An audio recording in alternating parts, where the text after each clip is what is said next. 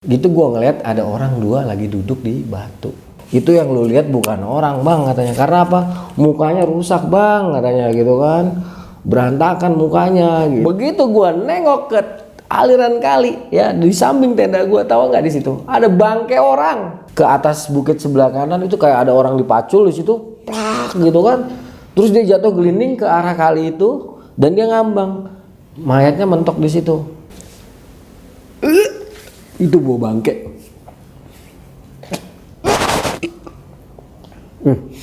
Datang itu makhluk.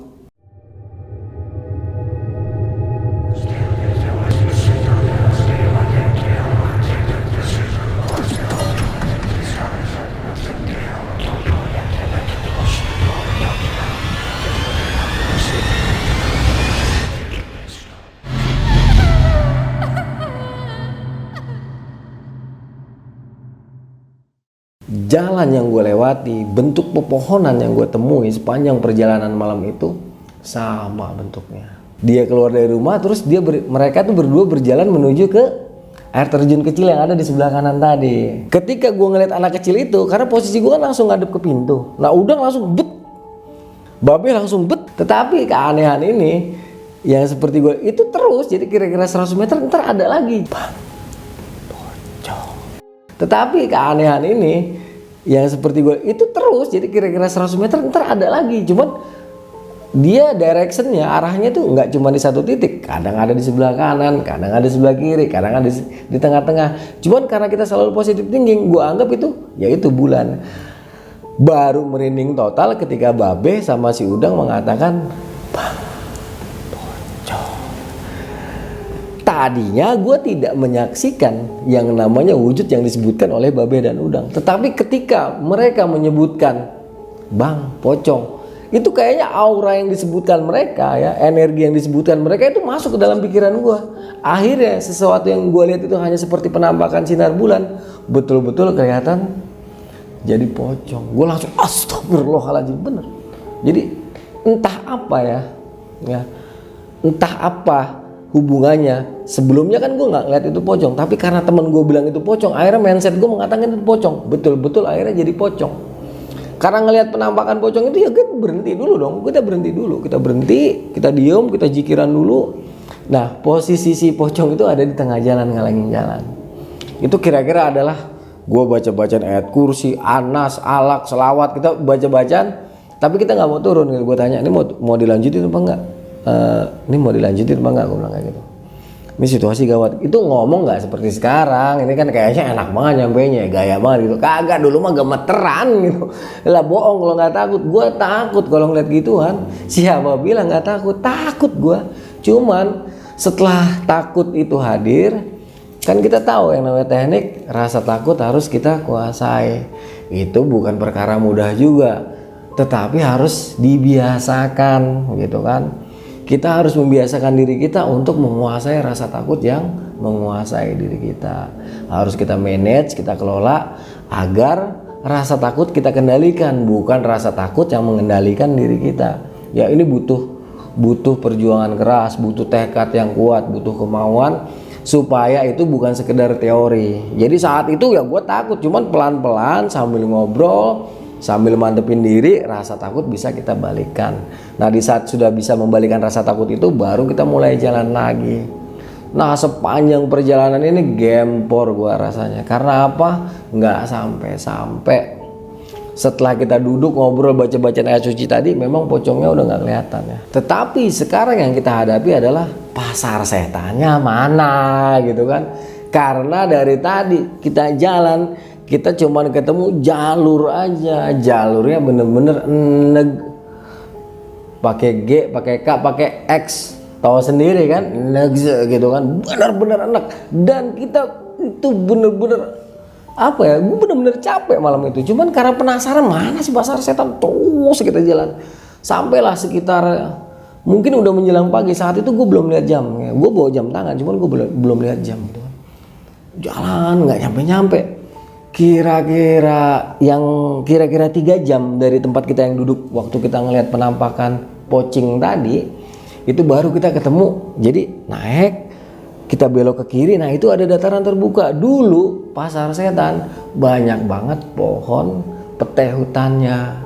Nah di situ baru ada pertigaan jalur, ya yang sebelah kiri itu ke jalur lama gitu kan. Nah di bawah itu masih banyak hutan pinusnya dulu. Kalau sekarang kan nggak ada tuh, pohon petenya juga udah pada hilang kan ya. Nah jadi itu pas gue cek jam tangan gue, kita udah jam 4 pagi baru sampai ke Pasar Setan. Nah karena fisik kita udah terkuras habis, kita memutuskan untuk istirahat. Jadi kita waktu mau istirahat, begitu ngelihat plang Pasar Setan itu nggak jadi kan, Pasar Setan gitu kan. Udah kita naik dulu ke atas. Kita naik sampai menjelang batu-batu itu. Jadi setelah tanah kan nanti ada yang batu-batu kan. Nah dulu di situ ada rongga cukup dalam dari tanah. Kita memutuskan untuk buka ponco di situ. Jadi kita pakai ponco. Ya, kita pakai ponco. Nah, sisa ponco yang lain, ponco tentara yang lebar itu kita taruh di atas cerukan tadi untuk nutupin diri kita. Itu kita tundihin pakai batu, terus yang sebelah depannya kita tutup lagi pakai ponco sama dialingin keril. Kita tidur dulu. Nah, ini udah menjelang pagi padahal ya. Dan perasaan kita tuh udah cukup jauh kan dari Pasar Setan. Lucunya di sini si Babe sama si Udang, mereka nggak dengar aktivitas yang suara yang cukup ramai itu, seperti ada aktivitas di area di bawah kita gitu kan. Jadi kayak suara orang mereka bilang tuh kayak suara orang jual beli, seperti orang ngobrol itu, padahal udah jam mungkin sampai di lokasi itu kita sekitar 4:30 pagi ya. Dan suara itu gue nggak denger. Ini pengakuan mereka setelah matahari udah terang. Jadi sebelum kita jalan, karena kita istirahat, mereka bilang, "Bang, di bawah ramai banget tadi bang." Suara apaan? Gue bilang, suara mama, bapak, bocah pada nggak tahu apa, pokoknya ramai banget gitu kan. Itu padahal udah pagi loh, udah pagi. Dan tidak ada pendaki lain saat itu, hanya gue bertiga. Bener-bener gue cuman bertiga. Jadi di saat tahun 90-an itu jangan kayak sekarang lah ya. Kalau kita naik bertiga ya bertiga doang, bener-bener. Kadang-kadang nggak bakalan lagi ketemu rombongan lain kan. Setelah cukup istirahat, matahari udah terbit, anak-anak nyeritain itu ya. Mungkin kita waktu itu berpikir udah siang ini gitu kan. Cuek lah cerita gitu kan. Ceritain tuh mana anak belak-belakan. Ya gue juga bilang, ya udah mau digimanain lagi, namanya juga Pasar Setan, gue bilang kayak gitu kan. Nah di Pasar Setan ini setelah kita sempat istirahat kan. Kalau gue emang tidur nyenyak tuh, begitu gue sampai di cerukan itu gue tidur nyenyak. Tapi si Babe masih Udang nih ternyata mereka nggak bisa tidur karena denger suara rame kan di bawah. Mereka cerita, terus gue konsumsi lagi Hypermood pakai roti tawar dengan susu coklat yang banyak. Selesai itu keril kita tinggal tuh, kita selipin. Tahu kan di antara batu-batu itu sebelah kanan dulu kita selipin. Kita tinggal keril. Gue bilang, "Keril tinggal sini adanya." Gila nih gunung. Tahu sendiri sumbing jalurnya, nggak usah pakai disasarin pakai yang goyep-goyep dah. Lah jalur benernya udah enak bener kan. Sampai Pasar Setan ini fisik rasanya udah habis banget kan gua. Akhirnya keril kita sembunyiin, kita mulai lagi mengarungi jalur berbatu. Ingat kan?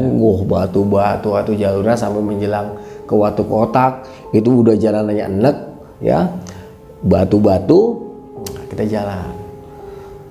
Sepanjang jalan itu gue setengah ngantuk, setengah melek gitu kan, jalan. Matahari tuh bagus awal-awalnya, bagus. Nah menjelang Watu Kotak, kabut tipis turun kan. Lumrah nggak sih kabut tipis turun? Lumrah, namanya juga di gunung ya nggak. Nah kita biasa aja tuh, masuk, turun. Watu Kotak kan mentok dulu, ada jalur yang bukit gitu kan, kita turun, melipir sedikit, baru kan nanti kita punggungan Bukit Batunya kan kita, kalau gue dulu tuh langsung di bawah Bukit Batu itu jalannya, jalurnya belum ada jalur yang sebelah kiri itu belum ada, jadi langsung masuk ke pinggiran Bukit Batu. Kita jalan sekitar setengah jam kan, itu nanti ada areal base camp tuh percis yang di bawah Watu Kotak itu kan, dia sebelum nanti creng gitu kan.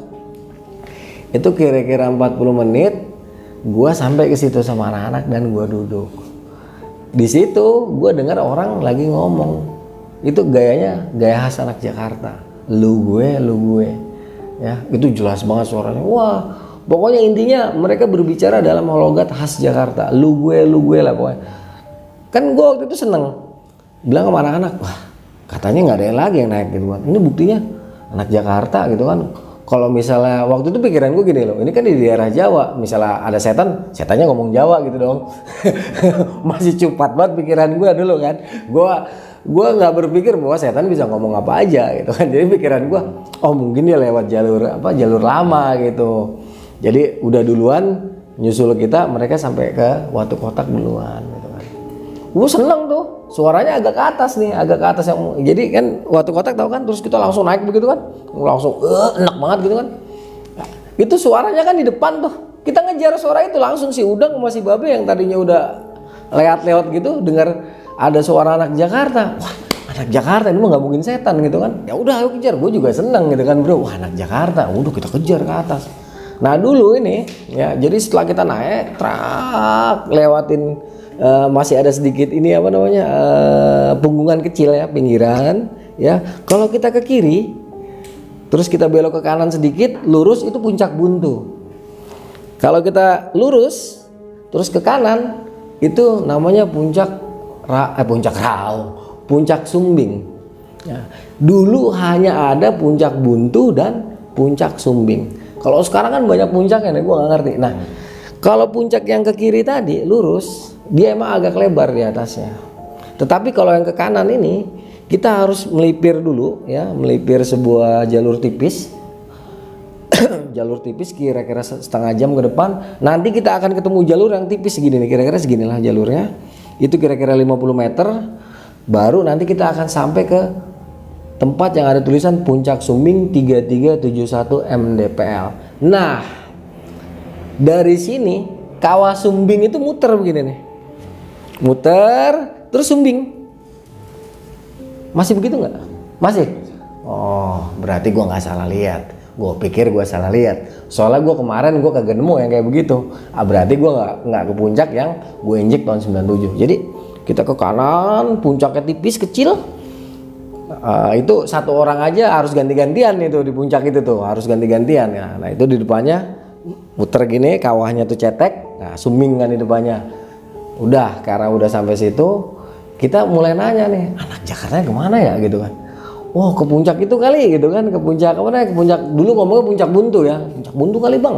Oh iya bisa jadi Puncak Buntu. Ya udah, kita foto-foto di situ sebentaran, foto-foto. Kan karena cuma satu bisa masuknya kan foto-fotonya, kita turun lagi nih. Nah di bawah itu sekitar 20 meter dari puncak itu tuh, 20 meter, sekitar 50 atau 60 meter lah. Itu ada satu pohon. Nah kita istirahat dulu di situ kan, ngopi, makan. Karena emang belum makan bener kan, air kan kita bawa. Jadi walaupun carrier kita tinggal, tapi depek sama peralatan makan sama jas hujan tuh kita bawa gitu kan, sama logistik sebagian kita bawa. Kita makan dulu di situ. Gue ingat banget gue masak mie, masak nasi. Makan, nah di saat lagi makan itu kita denger lagi nih suara. Cuman suaranya kayak lagi turun dia kan. Nah, gue bilang karena kan deket tuh, pas pertigaan jalurnya sama pohon itu kan nggak terlalu jauh. Gue denger, wah, nah Jakarta udah turun gitu. Gue panggil bang, nggak nyautin. Si Udang sama si Babe juga teriak bang, nggak nyautin juga dia. Udah kita, udah biarin dah. Kita makan, selesai makan, nah, singkat aja ya, makan kita langsung ngejar turun nih. Terus kita ngejar turun sampai ke Watu Kotak itu tempat yang areal tadi.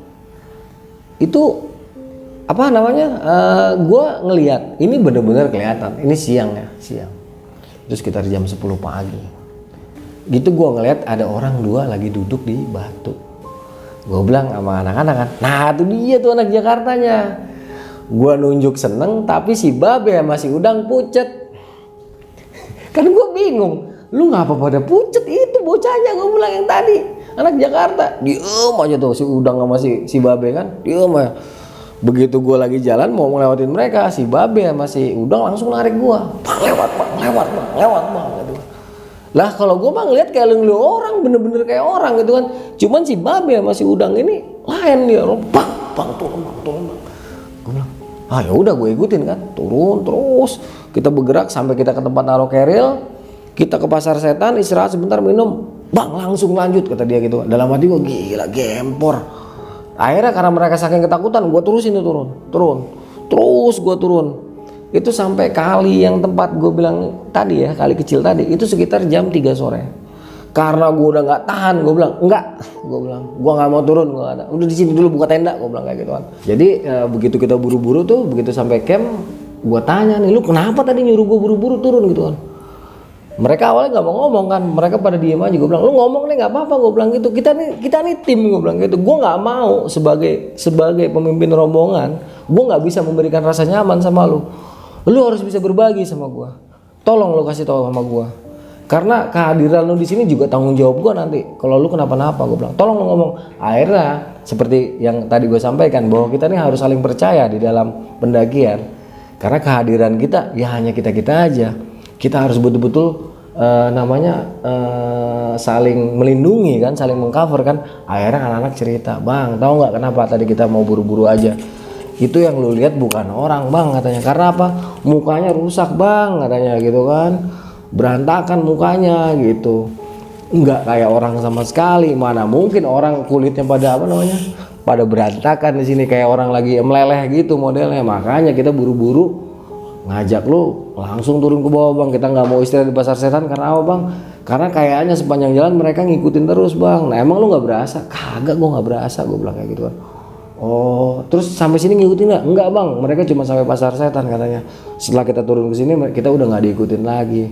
Oh ya udahlah, ya udah kita istirahat dulu deh, gue bilang kayak gitu kan. Anak-anak nurut tuh buka tenda. Kita singkat aja, kita buka tenda, gue langsung istirahat karena emang capeknya minta ampun. Istirahat. Tenda jadi, gue istirahat, nggak lama tuh hujan turun. Nah, turun sekitar 2 jam gue tidur, jam 8 gue bangun. Terus baru gue masak. Posisi hujan, lapar kita, capek juga. Waktu itu kalau nggak salah oh iya habis lebaran, jadi gue bawa kue lebaran banyak sama bawa rendang. Gue astagfirullahaladzim, iya habis lebaran gue inget banget si Babe ngeluarin rendang sama sambel kentang gitu kan, si udang kue lebaran keluar semua. Udah akhirnya kita makan dulu di situ tuh, selesai makan karena capek kan kita tidur tuh langsung. Nah pas lagi tidur ini, kalau gue emang tidur beneran gitu, kira-kira sejam lah gue inget banget gue tidur. Pas gue bangun karena gue mau kencing, gue ngedenger nih si Babe masih udang lagi Allahu la ilaha illa huwal hayyul qayyum. Mereka sedang baca itu tuh nggak berhenti. Nah, sepanjang gua tidur itu gua denger suara yang kayak gitu. Cuman gua pikir suara air tadinya gitu kan. Soalnya kan suaranya kan kedengerannya kayak gitu kan. Mereka sedang baca ayat kursi. Gua nggak ngerti kenapa. Begitu gua bangun, gua perhatiin nih. Bocah ngapain pada baca ayat kursi? Gua pikir abis makan pada tidur gitu kan. Nggak tahu ya pas gua bangun mereka pada bangun. Langsung repa-repa nyalain senter kan. Gua bilang, "Lu pada nggak tidur?" Gua bilang gitu. "Kagak, Bang." Kenapa? Aduh bang, turun yuk katanya gitu kan. Pala lu peang turun, orang hujan deras, gue bilang kayak gitu kan. Nah, bang, ya udah akhirnya mereka nurutin gue tuh. Gue keluar kan, ya udah gue mau kencing nih, ini posisinya hujan kan. Gue mau kencing nih, ada yang mau ikut nggak? Gue selalu bawa payung dulu. Jadi gue keluar, gue tanya anak-anak nggak ada yang mau ikut, ya udah gue keluar pakai payung, gue kencing. Pas gue sendirian kencing pakai payung, gue baru tahu kenapa anak-anak pada membaca ayat kursi. Ternyata ada merinding gue anjir. Ternyata percis di samping kali ya, di samping tenda gue, karena kan deket banget sama aliran kali itu, yang tempat buka tendanya. Masih ada nggak sih? Masih ya.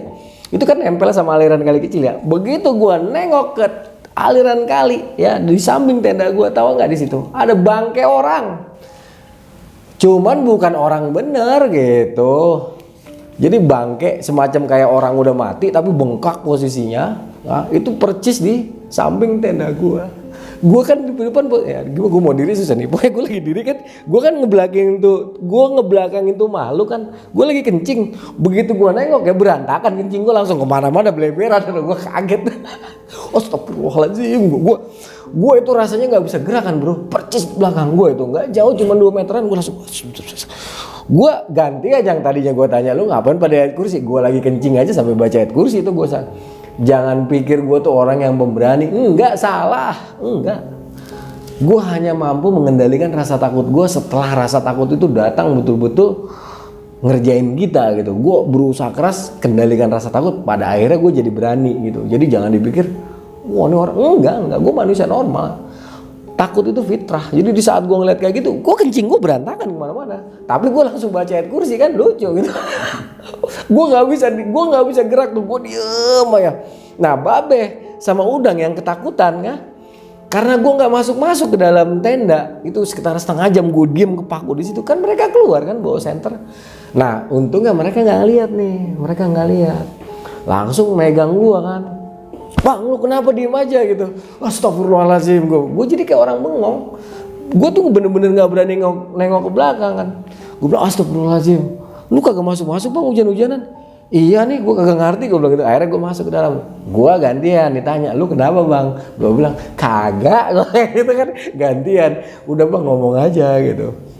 Ya udah ya, lu pada siap denger ya, oke gue bilang. Udah sekarang nyalain dulu ini parafin, gue bilang gitu, bakar dulu parafin. Be lu bawa spiritus nggak? Bawa gue nggak spiritus.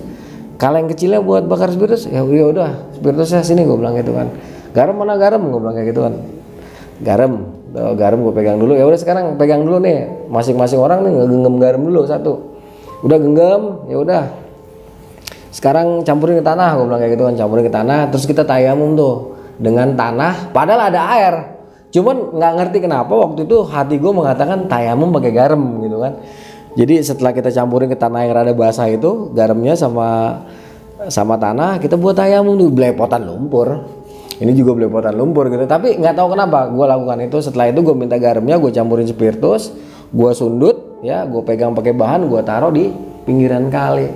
Nah itu kan spiritus sama garam kalau dibakar kan beletak-beletak gitu kan, beletak. Nah terus langsung bau bah mentah gua.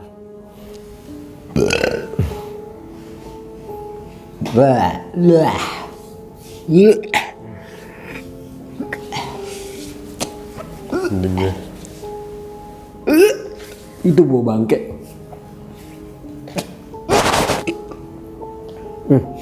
Datang itu makhluk.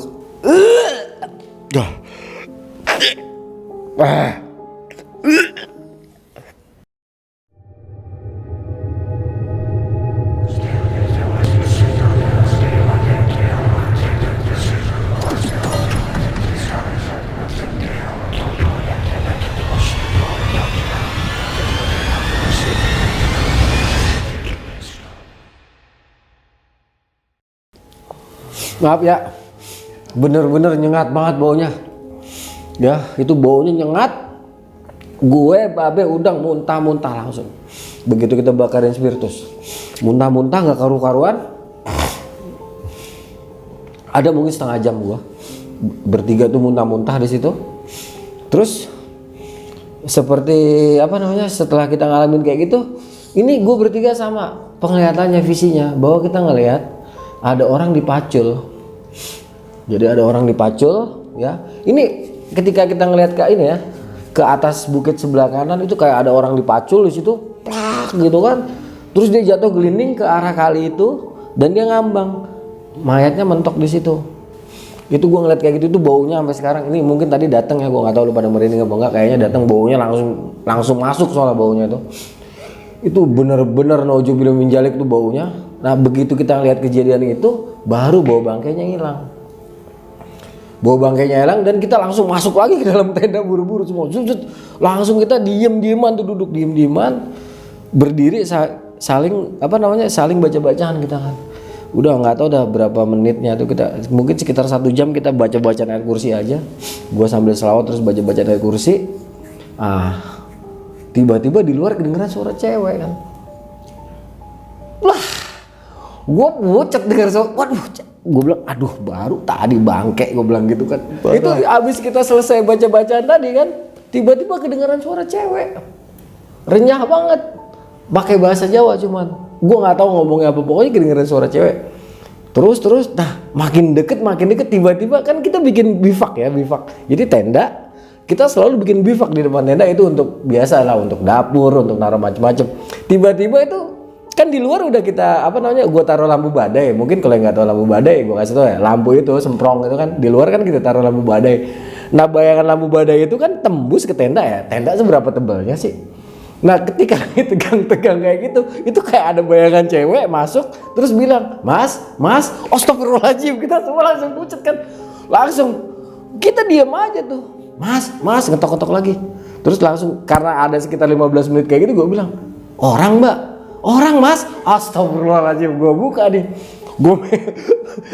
gue buka pelan-pelan, Alhamdulillah ternyata yang datang gitu sesosok makhluk yang cantiknya luar biasa dan dia betul-betul manusia. Waktu dia nongol itu gua senter-senter sampai kakinya karena kita habis ngalamin kejadian yang super kan, bener-bener super itu kejadian. Waduh, Mbak sendirian Mbak, gue bilang gitu. Enggak, saya sama teman saya 2 orang. Loh, mana temennya? Boleh masuk nggak? Ya boleh lah masuk, gue bilang kayak gitu kan. Akhirnya waktu itu kan gue buat tenda untuk 3 orang ya. Kedatangan lagi 3 orang. Nah, karena kita bikin bivak tuh cukup nyaman gitu kan. Jadi dia nggak terlalu basah. Gue tanya sama si mbaknya, ya udah masuk, ajak masuk sini temennya, emang kenapa?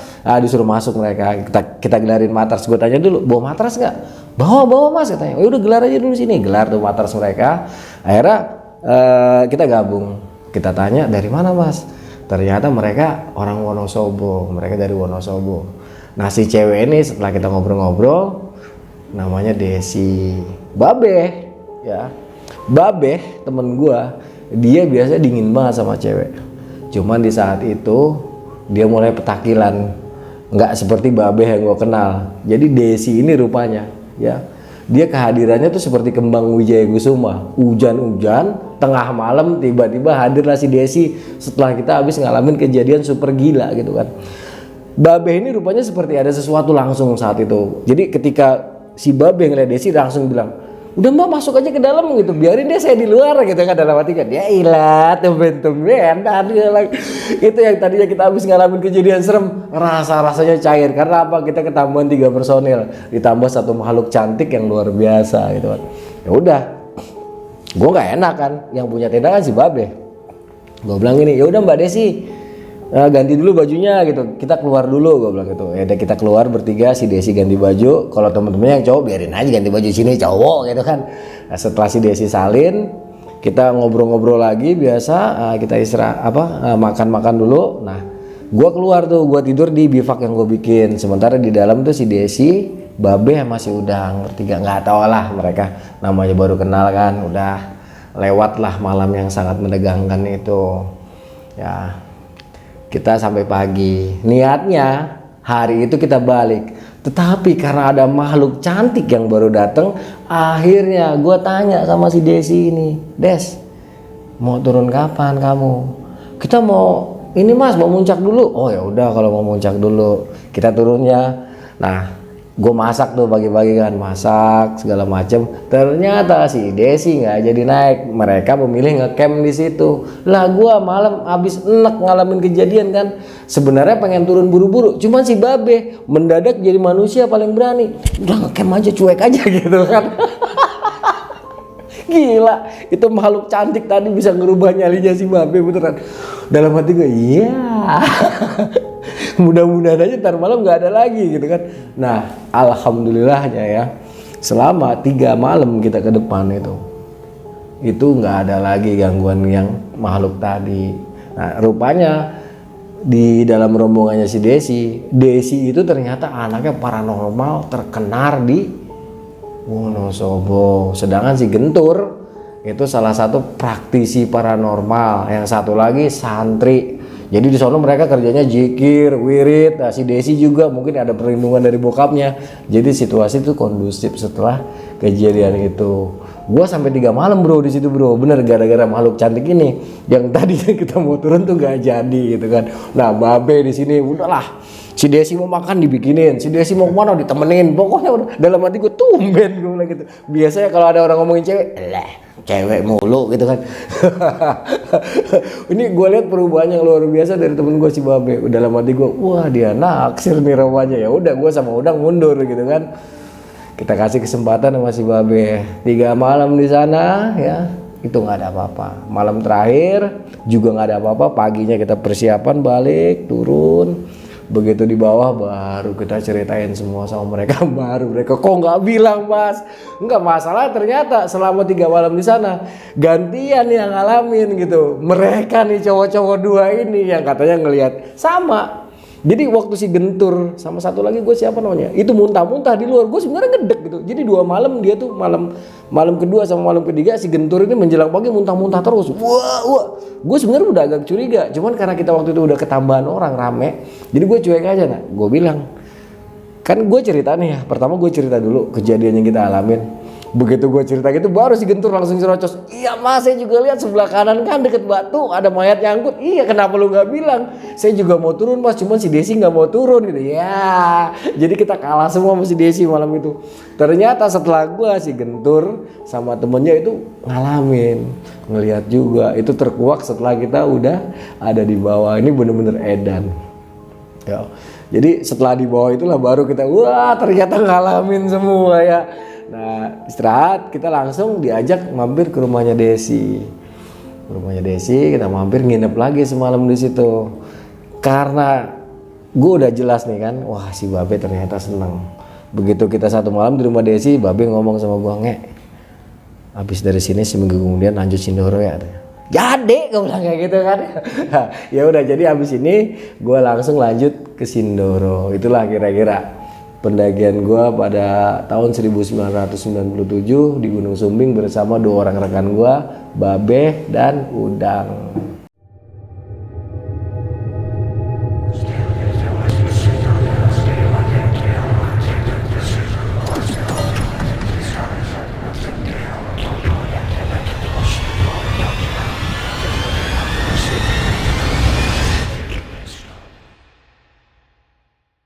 Jadi itu teman-teman semua cerita dari Kang Arya Sena ketika mendaki Gunung Sumbing pada tahun 1997 yang berjudul Kembang Cinta di antara hujan.